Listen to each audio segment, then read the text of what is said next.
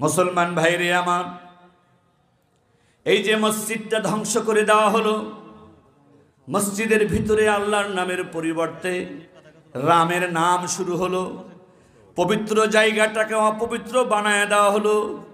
সারা বিশ্বে 150 কোটি মানুষ মুসলমান। তাকায় তাকায় দেখলাম খবরগুলো, শুনলাম খবরগুলো, তেমন কোনো পদক্ষেপ আমি আপনি গ্রহণ করতে পারি নাই, তেমন কোনো ব্যবস্থা আমি আপনি নিতে পারি নাই। কিন্তু এই ব্যাপারে ইসলামে, কোরআনে, হাদিসে কোনো বক্তব্য আছে কিনা বিষয়টা জানা দরকার। একটা আশ্চর্য হয়ে গেলাম, যেই দেশের হিন্দুদের নেতৃত্বে প্রকাশ্য দিবালোকে মুসলমানের মসজিদ ভেঙ্গে চুরমার করে দেওয়া হলো, এই মসজিদ ভাঙ্গার কাজে যেই হিন্দুরা অংশ নিয়েছিল, বুয়ুতাল্লাহি তাআলা ফিল আরদি মাসাজিদুহা। হাবিব আমার, দোস্ত আমার, বন্ধু আমার, রাসূলুল্লাহ সাল্লাল্লাহু আলাইহি সাল্লাম জানালেন, আমার উম্মতেরা, আমার মহব্বতের আশেক, আমার মহব্বতের ব্যক্তিবর্গ, তোমরা শুনে রাখো, আমি রসুল ঘোষণা দিলাম, এই জমিনের ভিতরে যত দামি রাজপ্রাসাদ হোক, যত বড় সুন্দর বিল্ডিং হোক, যত বড় ভবন হোক, যাই হোক না কেন, এই দুনিয়ার ভিতরে যেই ঘরটা বানানো হলো, হোক সেই ঘরটা একটা তালের বেড়া দিয়ে, খেজুরের চাটাই দিয়ে, যেভাবে নির্মাণ করা হোক না কেন, যেই ঘর বানানোর পরে নামটা দেওয়া হয় মসজিদ, নবী বলেন অবশ্যই ওই ঘর আমার আল্লাহর ঘর হয়ে যায়। অন্য একটা হাদিস শরীফের মধ্যে বিশ্বনবী বলেন, মসজিদের দাম আল্লাহর কাছে কেমন, মসজিদের মর্যাদা আল্লাহর কাছে কেমন। আহাব্বুল বিলাদি ইলাল্লাহি মাসাজিদুহা ওয়া আবগাদুল বিলাদি ইলাল্লাহি আসওয়াকুহা। বর্তমান বিশ্বে ধরে নেওয়া হয় ক্ষমতার দিক থেকে, অস্ত্রের দিক থেকে, পাওয়ারের দিক থেকে সবথেকে ক্ষমতাওয়ালা প্রেসিডেন্ট হলো আমেরিকান প্রেসিডেন্ট জো বাইডেন। যেই ঘরটার মধ্যে বসবাস করে, হোয়াইট হাউস, সাদা ঘর, মানুষে ধারণা করে এই ঘরটাও পৃথিবীর মধ্যে বড় দামি ঘর, সম্মানের ঘর। আমার রসুল বলেন যে না না, আমার আল্লাহ আমেরিকার প্রেসিডেন্ট কোন ঘরে থাকে ওই ঘরের দাম আল্লাহ দেন না, রাশিয়ার প্রেসিডেন্ট কোন ঘরে থাকে ওই ঘরের দাম আমার আল্লাহ দেন না, নরেন্দ্র মোদী কোন ঘরের মধ্যে থাকে ওই ঘরের দাম আমার আল্লাহর কাছে নাই, চীনের প্রেসিডেন্ট শি জিনপিং কোন প্রাসাদে বসবাস করে ওই ঘরের কোনো মূল্য আমার আল্লাহর কাছে নাই। পুরা পৃথিবীতে, পুরা জমিনে ওই ঘরটাই আমার আল্লাহর কাছে বেশি প্রিয়, যেই ঘরটার নাম মসজিদ। অন্য একটা হাদিস শরীফের মধ্যে বিশ্বনবী আরো বলেন, আল মাসাজিদু সুকুম মিন আসওয়াকিল আখিরা। আমার উম্মতেরা শুনে রাখো, মসজিদ সাধারণ কোনো ঘর নয়, মসজিদ হলো পরকালের বাজার। কেন বলা হলো পরকালের বাজার?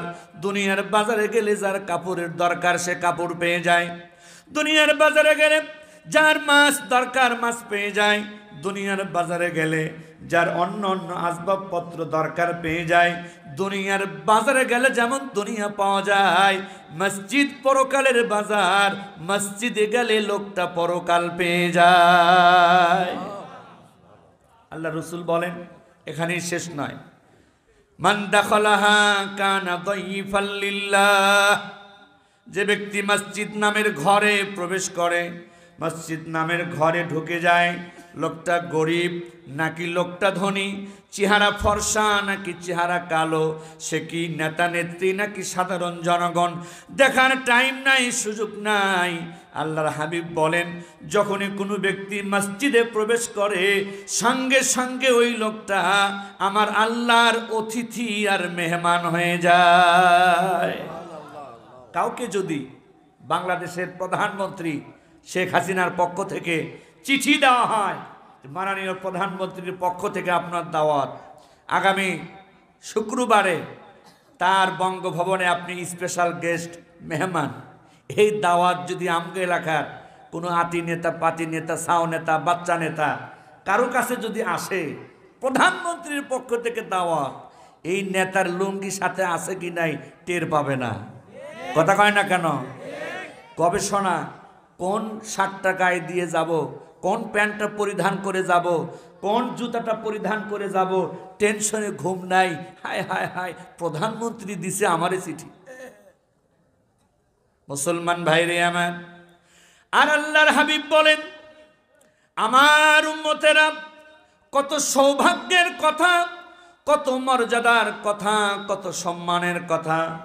যখন ওই কোনো ব্যক্তি মসজিদ নামের ঘরটাতে প্রবেশ করে, গায়ের মধ্যে দামি জামা নাই, পকেটের মধ্যে পয়সা নাই, সমাজের লোকেরা কোনো দাম দেয় না, হয়তো শ্রমিক, দিনমজুর, ভ্যানওয়ালা, রিক্সাওয়ালা, যাই মানুষ বলুক না কেন, যখনই মসজিদে ঢোকে সকল প্রেসিডেন্টের প্রেসিডেন্ট আল্লাহর মেহমান হয়ে যায়।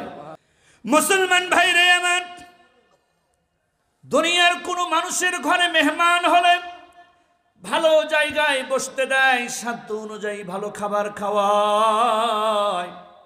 আল্লাহর রসুল তো বললেন, আল্লাহর ঘরে যে প্রবেশ করে সে আল্লাহর মেহমান হয়ে যায়।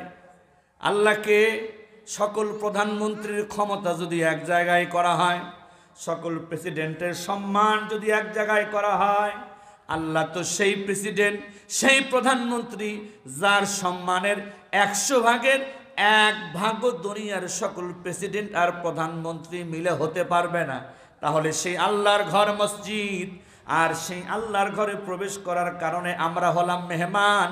প্রশ্ন তো জাগে, আল্লাহর ঘরে আসা মেহমানের মেহমানদারি আল্লাহ কোন জিনিসটা দিয়া করে? কথা বলুন ঠিক কিনা? আল্লাহ কি কোনো মেহমানদারি করে না? ওই হুজুর মেহমানদারি আর আল্লাহ কেমনে করে? ওই আব্দুল সালাম কত জুমায় জিলাপি দিছিল যে মারামারি, আবুল কালাম আগের সপ্তাহে খিচুড়ি দিয়েছিল, হেডে নিয়ে তো অবস্থা খারাপ। তো মসজিদে গেলে আল্লাহ যে মেহমানদারি করায়, এটা তো আমাকে সহে পড়ে না। আল্লাহর রাসূল বলেন, দুনিয়ার মানুষগুলো তোমাদেরকে যা কিছু দিয়ে মেহমানদারি করে, যদি আল্লাহ ওই জিনিসটা দিয়ে মেহমানদারি করে, তাহলে আল্লাহর অতিথি আর দুনিয়ার মানুষের অতিথির মধ্যে কোনো পার্থক্য থাকে না।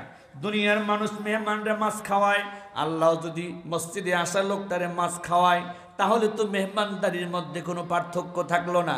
দুনিয়ার মানুষগুলো মানুষ মেহমানকে গোশত খাওয়ায়, মসজিদে আসার কারণে আল্লাহ যদি মুসল্লিকে গোশত খাওয়ায় দেয়, দুনিয়ার মানুষের মেহমানদারির ভিতরে আর আল্লাহর মেহমানদারির ভিতরে কোনো পার্থক্য থাকে না।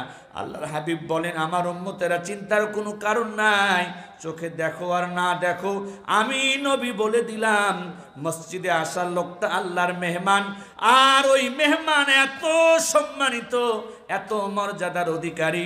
মসজিদে আসা মেহমানের এমন 2টা জিনিস দিয়ে আমার আল্লাহ মেহমানদারি করে, যার একটাও দেওয়ার ক্ষমতা দুনিয়ার কোনো প্রধানমন্ত্রী নাই। জোরে বলুন মারহাবা। আল্লাহ তাআলা মেহমানদারি করেন, মসজিদে আসা লোকটার 2টা জিনিস দিয়ে মেহমানদারি করেন, যার একটাও দেওয়ার ক্ষমতা দুনিয়ার কারণে। বান্দারা, আমার বান্দিরা শুনে রাখো, ওই ব্যক্তির চাইতে বড় জালেম আর কে হতে পারে, যেই ব্যক্তিটা আমার মসজিদে আমার নাম উচ্চারণে বাধা দেয় আর আমার মসজিদগুলো ধ্বংস করে দেওয়ার চেষ্টা করে। ওই লোকের চাইতে বড় জালেম আর কেউ হতে পারে না। তার মানে পরিষ্কার, মুসলিম হত্যাকারী কসাই নরেন্দ্র মোদী বাবরি মসজিদ ধ্বংস করে রাম মন্দির ক্ষমতার জোরে বানাতে পারে, টাকার জোরে বানাতে পারে, পয়সার জোরে বানাতে পারে। আমার আল্লাহর কোরআন অনুযায়ী বর্তমান বিশ্বে এই নরেন্দ্র মোদী আল্লাহর কাছে 1 নাম্বার জালেমের খাতায় নিজের নামটা উঠায় ফেলেছে।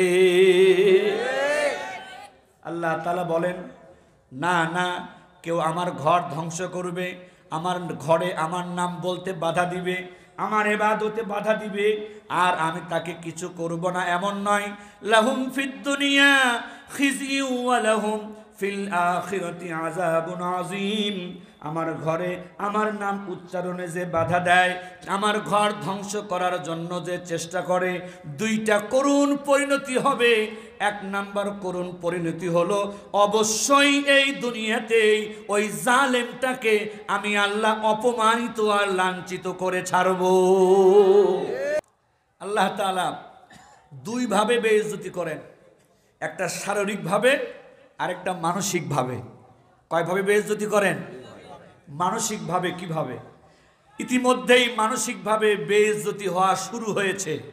যারা বাবরি মসজিদ ভেঙেছে, বাবরি মসজিদ ধ্বংস করে রাম মন্দির বানিয়েছে, তাদের মানসিক বেইজ্জতি হওয়া শুরু হয়েছে। অবাক হয়ে গিয়েছিলাম, বিশ্বাস করতে পারি নাই।